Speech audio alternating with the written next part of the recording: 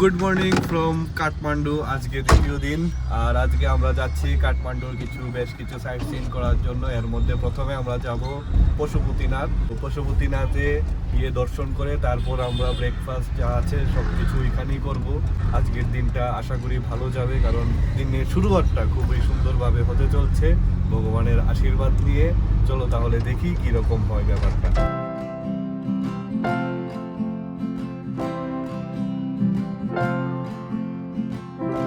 যেখানে আমাদের হোটেল ছিল থামেল মার্কেট, সেখান থেকে পশুপতিনাথ টেম্পল যাওয়ার জন্য আমরা 300 টাকা দিয়ে একটি লোকাল ট্যাক্সি হায়ার করলাম। 4 কিলোমিটার ডিস্টেন্স যেতে প্রায় 10 থেকে 15 মিনিটের মতো সময় লাগবে। ততক্ষণে মন্দিরে পৌঁছানোর আগে তোমরা যারা আমাদের চ্যানেলে প্রথম এসেছো, প্লিজ সাবস্ক্রাইবটা করে দিও, আর ভিডিওটি ভালো লাগলে একটি লাইক করে শেয়ার করে দিও।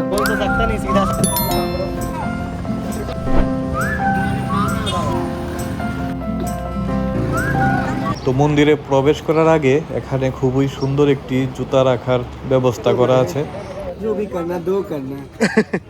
অভিষেক করার জন্য গেটের পাশেই পুজো সামগ্রী বিক্রি হচ্ছিল, তো আমরাও একটি ঝুড়ি নিয়ে নিলাম। আমরা সকাল সকাল চলে এসেছিলাম বলে বাইরে তেমন একটা ভিড় ছিল না, তবে মূল মন্দিরে যাওয়ার বিশাল বড় লাইন ছিল। গর্ভগৃহে যেহেতু প্রবেশ করা যায় না, তাই মূল মন্দিরের ভিতরে যাওয়ার আগে আমরা একজন নেপালি পুরোহিত মশাইকে দিয়ে বাইরে থেকে আমরা পুজো দিয়ে দিলাম।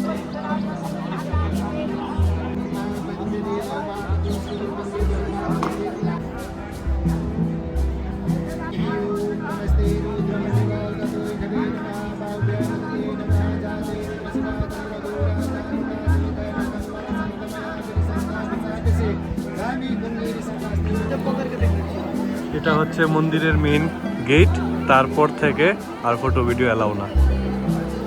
কাঠমান্ডুতে বাগমতী নদীর তীরে অবস্থিত পশুপতিনাথ মন্দির সনাতন ধর্মাবলীদের কাছে অন্যতম পবিত্র এবং ঐতিহাসিক একটি তীর্থস্থান। এটি ভগবান শিবের উদ্দেশ্যে সমর্পিত। ভারতের উত্তরাখণ্ডের কেদারনাথ মন্দির এবং নেপালের পশুপতিনাথ মন্দির একে অপরের পরিপূরক। কিংবদন্তি অনুসারে কেদারনাথে শিবের মহিষ রূপের পেছনের অংশ এবং পশুপতিনাথে তার মস্তক বা মুখের অংশটি পূজিত হয়। পশুপতিনাথ মন্দিরের মূল আকর্ষণ হল এর গর্ভগৃহে থাকা 4মুখী শিবলিঙ্গ। প্রায় 1 মিটার উঁচু এই লিঙ্গটির প্রতিটি মুখ ভিন্ন ভিন্ন দিক নির্দেশ করে, পূর্ব, পশ্চিম, উত্তর এবং দক্ষিণ। প্রতিটি মুখের আলাদা নাম ও তাৎপর্য রয়েছে। পঞ্চম মুখটি উপরের দিকে, যা অদৃশ্য বা নিরাকার রূপ প্রকাশ করে। ভারতের দ্বাদশ জ্যোতির্লিঙ্গের মতো এই লিঙ্গটি স্পর্শ করার অনুমতি সাধারণ দর্শনার্থীদের নেই, কেবল মূল পূজারীরাই এটি স্পর্শ করতে পারেন। প্রতিদিন সন্ধ্যায় বাগমতী নদীর তীরে বারাণসীর আদলে এক জাঁকজমকপূর্ণ ও ভক্তিপূর্ণ আরতি অনুষ্ঠিত হয়, যা দেখার জন্য দেশ বিদেশ থেকে পর্যটকরা আসেন। মন্দিরের পাশেই নদীর তীরে অবস্থিত এই ঘাটটি সনাতন স্বামীদের শেষকৃত্যের জন্য অত্যন্ত পবিত্র স্থান হিসাবে গণ্য করা হয়। বিশ্বাস করা হয় এখানে শেষকৃত্য হলে আত্মা মুক্তি লাভ করে।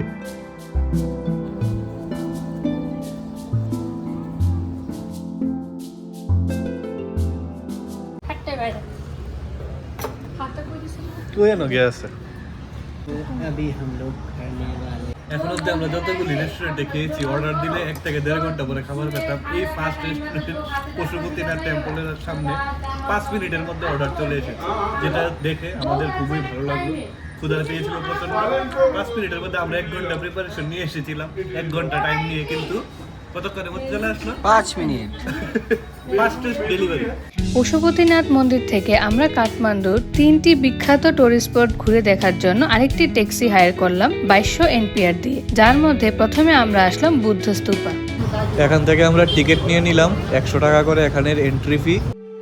কাঠমান্ডুতে অবস্থিত বুদ্ধনাথ স্তূপ বিশ্বের বৃহত্তম এবং অন্যতম পবিত্র বৌদ্ধ স্তূপগুলির মধ্যে একটি। বিশেষ করে তিব্বতী বৌদ্ধ ধর্মের অনুসারীদের কাছে এটি অত্যন্ত পবিত্র একটি তীর্থস্থান। বুদ্ধনাথ স্তূপের নকশাটি উপর থেকে দেখলে একটি বিশাল মণ্ডলের মতো দেখায়, যা মহাবিশ্বের একটি ক্ষুদ্র রূপকে নির্দেশ করে। এর স্থাপত্যে গভীর আধ্যাত্মিক অর্থ লুকিয়ে আছে। স্তূপের নিচের সাদা রঙের বিশাল গোলাকার অংশটি পৃথিবীকে নির্দেশ করে। স্তূপের সোনালী রঙের চতুষ্পার্শ্বীয় দেওয়ালের 4 জোড়া চোখ আঁকা রয়েছে, যা চারদিকে বুদ্ধের সর্বব্যাপী দৃষ্টি এবং করুণার প্রতীক। দেখো, বাটির মধ্যে দুটা দুটা করে গাঁদা ফুল দিয়ে কি সুন্দর করে সাজানো আছে একদম চারদিকে। তার চারদিকেই একই রকম 2টা করে চোখ বানানো আছে এবং চারদিক থেকে আপনার একই রকম ভিউ লাগবে দেখতে।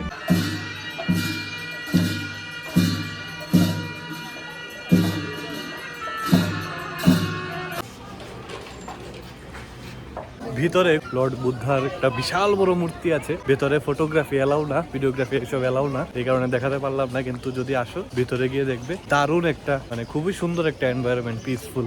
এখানে বসে বুদ্ধিস্ট যেই মঙ্করা আছে তারা বসে প্রেয়ার টেয়ার করছিল, একদম পারফেক্ট জায়গা।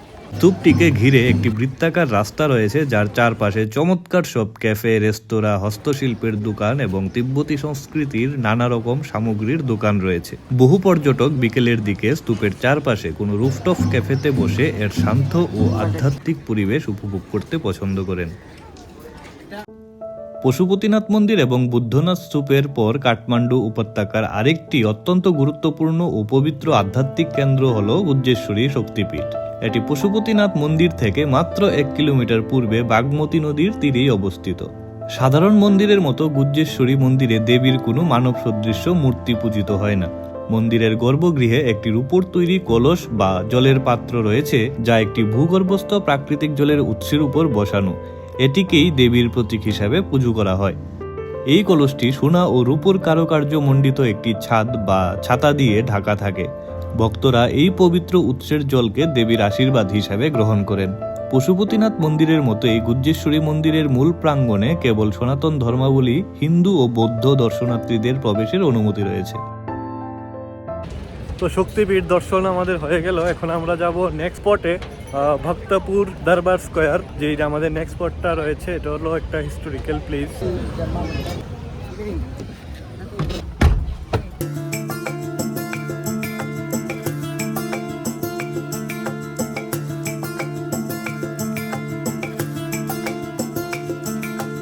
তো এটা হচ্ছে কাঠমান্ডু এয়ারপোর্টের ব্যাক সাইড। তো আমরা যেরকম এদিকে যাওয়ার সময় দেখতে পাচ্ছি যে ফ্লাইটের টেইলগুলি দেখা যাচ্ছিল। তো আমরা মোটামুটি ভক্তপুরের কাছে চলে এসেছি, আর এখানে আসতেই একটা অন্যরকম দৃশ্য আমরা দেখতে পেলাম। এদিকের এই বিল্ডিংগুলো খুবই পুরানো ডিজাইনের মনে হচ্ছিল, আর আর্কিটেকচারটা অনেকটা চেঞ্জ হয়ে গিয়েছে। একটু ডিফারেন্ট কাইন্ডের আর্কিটেকচার এখানে দেখতে পাচ্ছিলাম আমরা প্রত্যেকটা বিল্ডিংয়ে যাওয়ার সময়। পুরনো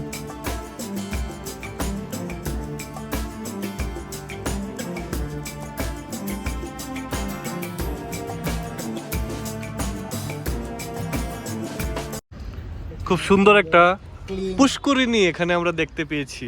এটা দেখে আপনার কি মনে হলো পিনাক পানি, একটু বলুন কিছু। দেখুন, দেখে আমার খুবই ভালো লাগলো যে এখানে খুব ক্লিন পুষ্করিণীটা। পুষ্করিণী, হ্যাঁ পুষ্করিণী, পুকুর যাকে বলে পুকুর, বাংলা খাঁটি বাংলায় বলে পুকুর। ওইদিকে শহরটা দেখা যাচ্ছে। আর এই পুকুরের পাশে এই হাঁটার জন্য রাস্তা দিয়েছে, আর এখান থেকে ওই কাঠমান্ডুটা পুরো শহরটাকে একটু না একটু দেখা যাচ্ছে। ইয়েস, চলো এবার আমরা আমাদের যেখানে এসেছিলাম ওইদিকে যাওয়া যাক। তো এদিকে রাস্তা বন্ধ বলে আমাদের হেঁটে যেতে হবে কিছু একটা জায়গা। এদিকে সবগুলি বিল্ডিং একরকম, ঠিক না? খুবই কিন্তু এনশিয়েন্ট একটা আর্কিটেকচার এখানে দেখতে পাওয়া যাচ্ছে। এগুলি বিল্ডিংগুলি মনে হচ্ছে অনেক পুরানো, খুবই পুরানো, সবগুলি লাল লাল বিল্ডিং দেখতে।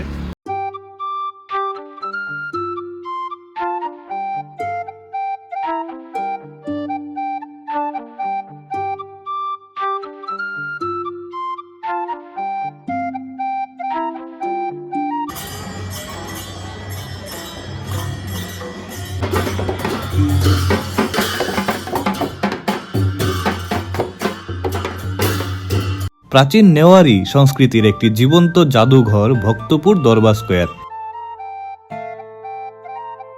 এটি কাঠমান্ডু শহর থেকে প্রায় 13 কিলোমিটার পূর্বে ভক্তপুর বা বাদগাঁও শহরে অবস্থিত। এখানকার এন্ট্রি ফি হচ্ছে 500 রুপিস করে। এটি মূলত প্রাচীন মল্ল রাজাদের রাজপ্রাসাদ চত্বর এবং 1979 সালে ইউনেস্কো একে বিশ্ব ঐতিহ্যবাহী স্থান হিসাবে স্বীকৃতি দেয়। নেপালি স্থাপত্য, ভাস্কর্য ও কাঠের নিখুঁত কারুকার্যের জন্য এটি অন্যতম একটি নিদর্শন। এই দরবার স্কোয়ার 2015 সালের ভয়াবহ ভূমিকম্পে এই স্কোয়ারে বেশ কিছু মন্দির ও ঐতিহ্যের ক্ষতি হয়েছিল, তবে নেপাল সরকার এবং বিভিন্ন আন্তর্জাতিক সংস্থার যৌথ প্রচেষ্টায় এর বড় অংশই অত্যন্ত নিখুঁতভাবে পুনর্নির্মাণ সংস্কার করা হয়। কাঠমান্ডু এবং পাঠান দরবার স্কোয়ারের তুলনায় ভক্তপুর দরবার স্কোয়ার এলাকাটি অনেক বেশি শান্ত, পরিচ্ছন্ন এবং ট্রাফিক মুক্ত, যা পায়ে হেঁটে ঘোরার জন্য অত্যন্ত চমৎকার। তো আজকের জন্য আমাদের কাঠমান্ডু ভ্রমণ দীর্ঘ 15 দিনের নেপাল ভ্রমণের পর্ব এখানেই শেষ হলো। কাল আমরা ফিরে যাব নিউ জলপাইগুড়ি, যেখান থেকে আমাদের রিটার্ন ট্রেন। তোমরা যারা আমাদের নেপাল ভ্রমণের সবগুলি ব্লগ একদম প্রথম থেকে দেখেছো, তোমাদেরকে জানাই অনেক অনেক ধন্যবাদ। আর যারা দেখোনি, একটু কষ্ট করে দেখে নিও, খুব ভালো লাগবে, খুব মজা পাবে। যদি তোমরা কেউ নেপাল ভ্রমণ করতে চাইছো এবং নেপালের একটি ভালো ট্যুর গাইড চাইছো, তবেও এই ভিডিওগুলি তোমাদের অনেক হেল্প করবে। আর হ্যাঁ, যারা আমাদের চ্যানেলে প্রথম এসেছো, দয়া করে চ্যানেলটাকে সাবস্ক্রাইব অবশ্যই করে দিও। ভিডিওটি ভালো লাগলে একটি লাইক করে দিও। আর যাদের সাথে তোমরা নেপাল ট্রিপ প্ল্যান করতে চাইছো, তাদের সাথে এই ভিডিওগুলি শেয়ার করে দাও, যেন তোমরা সবাই মিলে খুব ভালোভাবে একটি নেপালের ট্যুর প্ল্যান রেডি করতে পারো। চলো তাহলে ভিডিওটি এখানেই শেষ করছি। দেখা হচ্ছে নেক্সট আরেকটি ব্লগে।